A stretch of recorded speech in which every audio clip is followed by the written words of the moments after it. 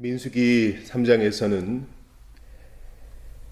아론의 아들들 그리고 제사장을 돕는 레위 사람에 대해서 그리고 그 레위 사람들의 인구를 조사하는 내용을 다루고 있습니다.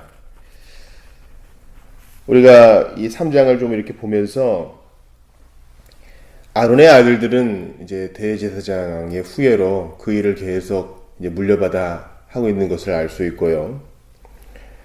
레위 사람들은 제사장을 돕는 이들로 항구적으로 그 일을 또 물려받는 것을 알 수 있습니다. 구약의 역사를 좀 보신 분들은 아시겠지만 미리암도 그랬고 아론도 그랬으며 또 다른 사람들도 그랬습니다. 레위인들 중에요. 그들도 들고 일어나 하나님이 너하고만 얘기하느냐?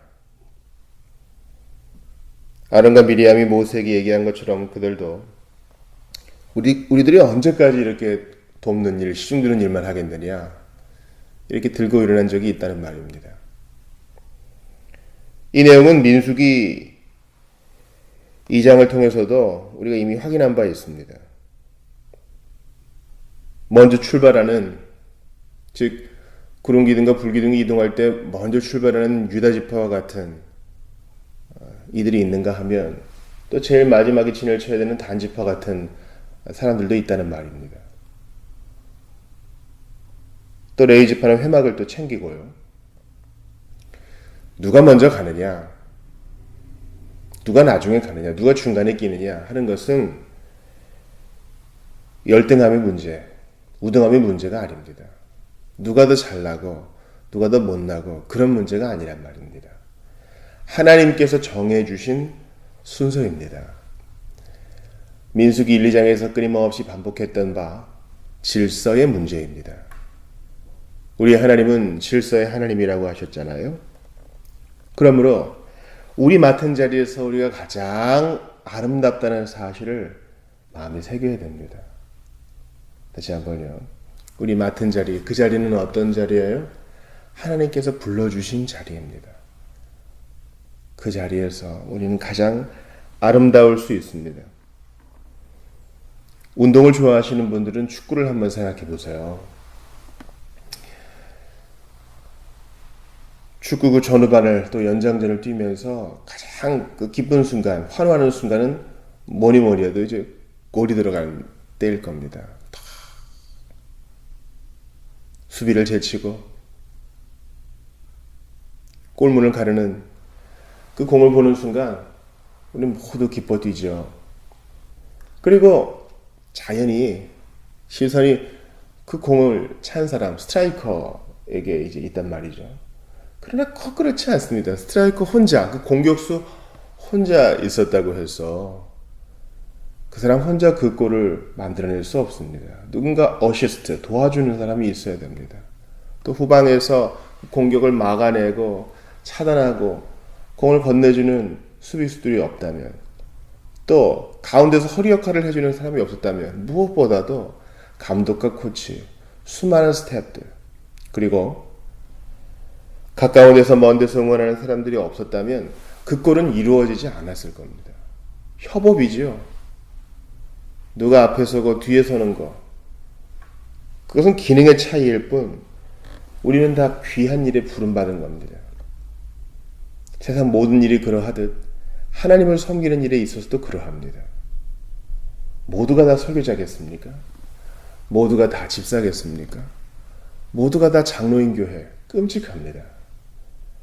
하나님께서 불러주신 그 특별한 소명, 또 그 안에 아름다운 뜻이 있습니다. 그것을 받들고 고요히 내일에 전념하는 것, 여러분 그것만 해도 시간이 부족한 우리 인생입니다. 저는 오늘 본문에서 3, 4절을 좀 주목해 보고 싶어요. 이는 아론의 아들들의 이름이며 그들은 기름 부음을 받고 거룩하게 구별되어 제사장 직분을 위임받는 제사장들이라. 나답과 아비후는 신의 광야에서 여호와 앞에서 다른 불을 들이다가 여호와 앞에서 죽어 자식이 없었으며 엘르아살과 이다말이 그의 아버지 아론 앞에서 제사장의 직분을 행하였더라. 야, 제사장 좋겠다. 아론의 후예들 좋겠다. 험한 육체노동하는 레위인보다 좋겠다. 여러분, 이러한 부르심은 우열이 있는 것이 아니요 하나님의 뜻에 따른 기능의 차이가 있다 그랬지요. 그러나 이 제사장의 직분이 영광스러운 것은 사실입니다.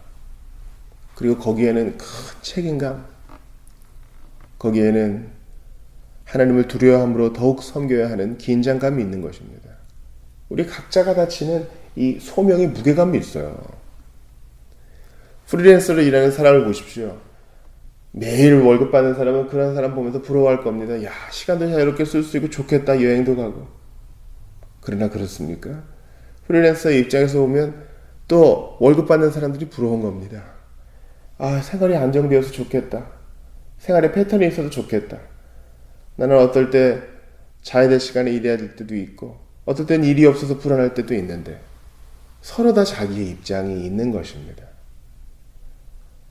아론의 아들 나답과 아비후, 특별히 나답 같은 경우는 어떻게 했어야 돼요? 장자니까 더욱더 반듯하게 주님을 섬기는 것을 몸에 배야 되는데 또 이 아비후를 잘 이끌어야 될 터인데 하나님 앞에 다른 불을 들였다는 거예요. Strange fire. 이게 어떤 의미인지 우리는 잘 모릅니다. 그러나 분명한 것은 주께서 정하여 주신 그 예배의 준칙대로 규정대로 하지 않았다는 겁니다. 자기 임의대로, 나 편한 대로, 내 눈에 보기에 즐거운 대로. 그래서 하나님께서 꾸중하신 겁니다.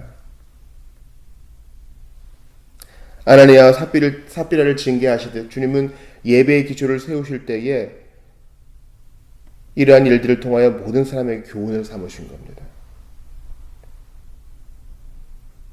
그러므로 직책의 차이가 아니요 계급의 차이임을 인식하면서 주께서 우리를 불러 세우신 이 자리를 참으로 무게감 있게 지켜나가야 됩니다.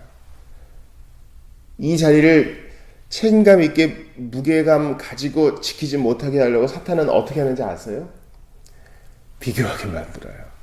빛의 속도보다 더 빠르게 우리를 비참하게 하는 것, 비교입니다. 우리를 건강하게 발전시키는 비교가 있을 수 있죠.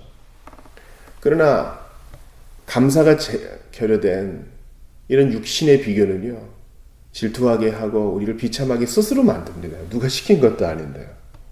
저 사람 좋겠다. 나는 뭔가 이렇게 보는 겁니다. 여러분, 내 자리에서 주께서 불러주신 그 부르심의 무게감을 느끼는 사람은 그런 거 생각할 틈이 없어요. 내일 하기도 바쁘거든요.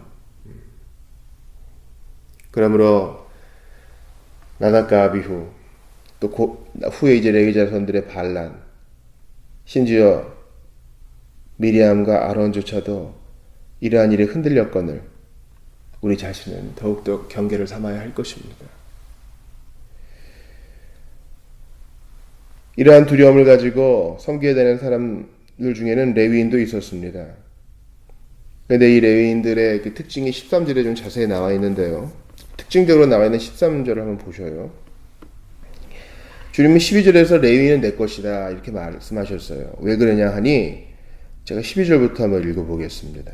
보라 내가 이스라엘 자손 중에서 레위인을 택하여 이스라엘 자손 중에 태를 열어 태어난 모든 마지를 대신하게 하였은즉 레위인은 내 것이라. 레위는 유다의 몇 번째 아들입니까? 그렇죠. 세 번째 아들이죠. 그런데 레위인으로 하여금 모든 장자를 대신하게 했다는 거예요. 이게 하나님의 일하심이에요. 자유롭게 이 사람에게 이런 직임을 주시고 저런 사람에게 저런 직임을 주시고 넷째 유다를 제일 앞에 두신 것도 하나님의 주권이에요. 둘째 야곱을 택하셔서 복을 주신 것도 하나님의 주권입니다. 우리는 거기에 머리를 숙일 줄 알아야 돼요. 내가 무엇이간데 이렇게 반응해야 됩니다. 계속 볼게요. 처음 태어난 자는 다 내 것임은 내가 애굽 땅에서 그 처음 태어난 자를 다 죽이던 날에 이스라엘의 처음 태어난 자는 사람이나 짐승을 다 거룩하게 구별하였음이니 그들은 내 것이 될 것임이니라. 나는 여호와이니라. 모든 처음 태어난 것, 뭐 짐승이든 가축이든 다 내 것이다. 주님은 그렇게 말씀하셨는데 이제 이스라엘 백성들 노예된 상태에서 애굽에서 이끌어내시기 위해 주께서 모든 애굽의 장자들, 처음 새끼들을 다 치지 않으셨어요. 유월절 어린 양의 피의 효력을 받은 자들은 구속함을 받았습니다. 그러면서 주님은 다 초태생은 내 것이니 그들을 다 내게 바칠 수 없지 않느냐. 그러므로 레위인을 구별하여 내게 바쳐라. 이렇게 말씀하시는 겁니다. 여러분, 레위인은요 그렇게 좋은 조상은 못 되는 것 같아요. 야곱의 그 유언을 보세요. 레위한테는 부정적인 유언이 축복이 갑니다. 시므온과 함께 세겜 족속 칼부림했던 사람 아닙니까? 그러나 그것이 계속하여 후손들의 불행으로 이어지지 않습니다. 우리 하나님은 좋으신 분이셔요. 가문에 열등감 있는 분 있으십니까? 내 아버지, 내 할아버지, 친가 외가에 난 별로 자랑할 거 없다. 그런 분들도 매일 거 없어요. 하나님은 오늘도 가난한 마음으로 주께 나아오는 자, 기꺼이 사랑하시고 복을 주시고 감당할 수 없는 소명의 기쁨도 주십니다. 이 레위인들이 이제 광야 생활 가운데 이 복을 받게 되는 계기가 있잖아요. 우리가 계속해서 볼 것입니다. 주님은 그들은 내 것이다 이렇게 말씀하셨어요. 처음 난 자를 대신하여 레위인을 취했으니 그들은 내 것이다. 이것은 바로 구속의 사랑을 의미합니다. 구속이란 것은 대신 사주는 거잖아요. 예수님이 우리 대신 핏값을 지불하신 것처럼 하나님의 구속을 받는 자, 그는 바로 하나님의 소유입니다. 제가 이사야 43장 1절을 읽어드리겠습니다. 야곱아, 너를 창조하신 여호와께서 너를 지금 말씀하시느니라. 이스라엘아, 너를 지으신 이가 말씀하시느니라. 너는 두려워하지 말라. 내가 너를 구속하였고 내가 너를 지명하여 불렀나니 너는 내 것이다. 내가 너를 구속했다. 내가 값주고 너를 샀으니 너는 내 것이다. 오늘 본문에서도 내가 레위인들을 불렀고 초태생들을 대신하여 그들을 대신 내 것으로 삼는다. 그들은 내 것이다 말씀하십니다. 그래서 레위 족속이 모든 이스라엘 자손들, 이 초태생들을 대신하여 여호와를 섬기는 거잖아요. 이러한 대속, 예수 그리스도께서 우리가 죽어야 할 죽음을 대신 죽으시고 우리를 핏값으로 사시는 말씀하십니다. 너는 내 것이다.